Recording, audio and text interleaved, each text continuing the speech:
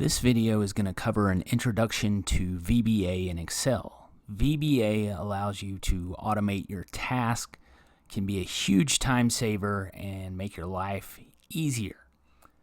Before we jump into this, what I want to do is show you a quick example of what VBA can do for you. Now, this is just a basic example. There's numerous things, too many to mention, that you can do with VBA.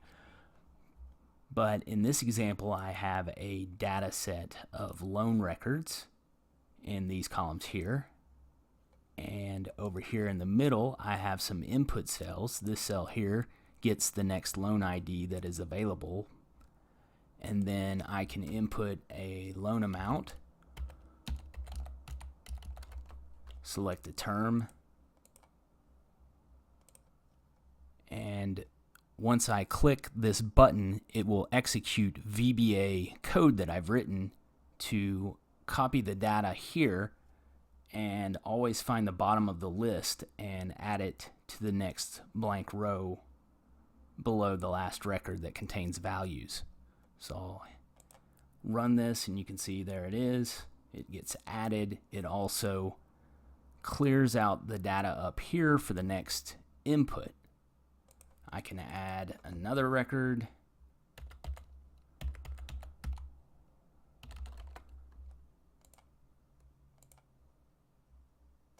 Click add, and it will always find the last row dynamically. And this is just one of many things you can do with VBA. So the first thing you want to do is make sure you're working out of a macro-enabled workbook. And you can do that pretty easily by going up to File and then Save As, and it should default to whatever file type you have. Mine currently is XLSX, which is the standard workbook. So I'm going to select from this drop-down menu and select the second option, Excel Macro Enabled Workbook. It has the extension XLSM. Hit Save. The next thing you want to do is look at your menu up top and see whether or not you have a developer ribbon. If you don't, you need to go to File, and this may look different depending on which version of Excel you have, but somewhere you should see an Options button, and once you click on that, there should be a option to customize ribbon, and in this second area, if this developer box is not checked, you need to check it and click OK. After that, you should see the developer ribbon up at the top of your workbook menu. So now we want to go to the area where we will eventually begin to write our VBA code. There's two ways to do that. In the developer ribbon, you can go to the far left and click the button that says Visual Basic, or hit the keyboard shortcut Alt F11. This window will appear, and you may or may not see some default windows. Two that I hope you'll see are the project window and the properties window. If you don't see them, you can go to View and click on them down here, and that will make them visible. So you can see the project window is in the top left here, and it just lists a VBA project and then the file name that we're currently in. It's our current workbook. And then below that, we have some objects that are specific to that project, such as the sheet 1 and this workbook, the workbook we're in now. Below that, we have properties, and I'll come back to that in a moment. So what we want to do now is insert a module. So there's two ways to do that. You can go to Insert and Module, or you can right-click anywhere in this project window, go to Insert and Module. So now that we have our module created, it's a good idea to give it a name, because you can see right now it has that generic module 1 name. So to rename our module, we need to come down to the properties window, and you can see here we just have one box for name and then our generic module name, and we'll rename this task. And once I hit enter, you can see up here it gets renamed. So over to the right is our editor window, and this is where we will write all of our VBA code. Now, blocks of code in VBA are called subroutines. So the first thing we need to begin with is the keyword sub for subroutine. And then right after that, we need to give it, our subroutine, a name. Now, these are things to remember. When naming subroutines, you cannot use special characters, you can't use spaces. You can use numbers, but you cannot begin a name with numbers. So if I wanted to name this something that had 2 words, like my task, I would need to use an underscore between the words. So once I hit enter, the end sub will automatically populate. So I'll hit enter some more to give us some space, and so every bit of our code that we write will live in between this sub, my task, and end sub. So when writing code in VBA, there are certain hierarchies you have to consider. So for example, if we have a workbook that has multiple sheets and we want to make an edit with our code to a certain cell on a certain sheet, you have to refer to the sheet before you refer to the cell that you want to edit. So you start at the highest level and drill down when you're writing your code. So for example here, our workbook has 2 sheets, sheet 1 and sheet 2. Sheet 2 is the active sheet. So back in our editor window, I'm going to write a simple line of code with a range object of cell A5. And we're just going to set cell A5 to equal the word hello. So now I can run this out of this editor window with this play button. So I'll hit play, and sure enough, hello populates. And it populates on sheet 2. Why? Because sheet 2 is the active sheet, and we did not specify a sheet in our code. So VBA will run this code on whatever sheet is the active sheet. But what if we wanted this on sheet 1? Well, we would need to specify in front of our range object worksheets and refer to the sheet name.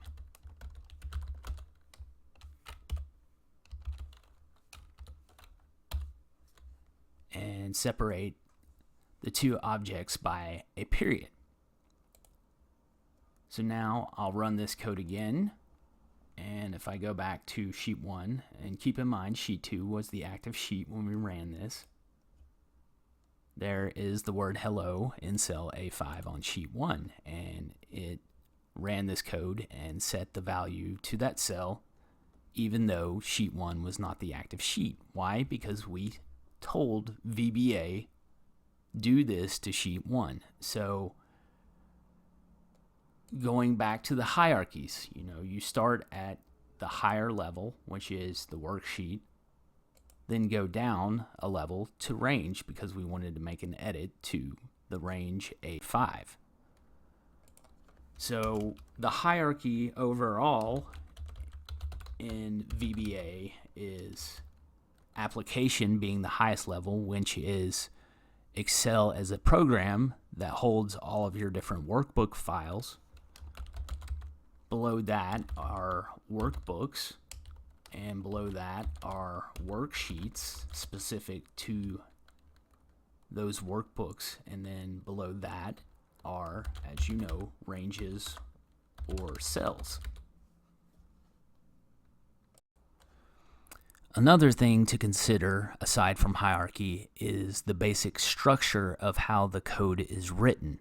You will have three broad categories of things in VBA. You will have either objects, methods, and properties. And the way you write your code is you start with an object and then you state the method you want to perform on that object, the action. So, for example, and here's one thing I meant to mention earlier. When you're writing your code and typing, you can hit the keyboard shortcut Control and Spacebar, and you get a little help menu, and you can see a list of items to choose from.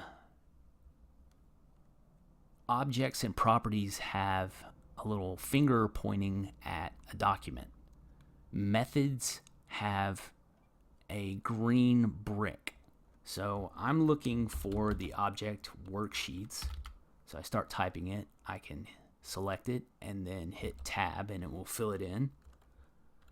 Now after I list my object, I want to add a period that's called a full stop, and what that will do is populate a second help menu with items that are specific to just the worksheets. So you can see again we have our green bricks for methods. So I'm going to select add. So this is the basic syntax of your code. You have your object, which is, think of that as your noun, and then your method, which is your verb. So I'm going to get rid of this here and we'll run this, and what we should see is a new sheet get added. And there it is. Another type of code you will most certainly do as you become more experienced in VBA is to update an attribute of an object. So rather than performing a method, we might do something like, if we go back to sheet 1 and look at cell A5, we have the word hello in there. So I'm going to refer to the range A5 and enter a full stop, and this time rather than doing a method, I want to do something to an attribute of that range. I want to do something to the font, so I find the font and then I enter another full stop, and you can see there are a collection of things like sub attributes that are specific to the font property.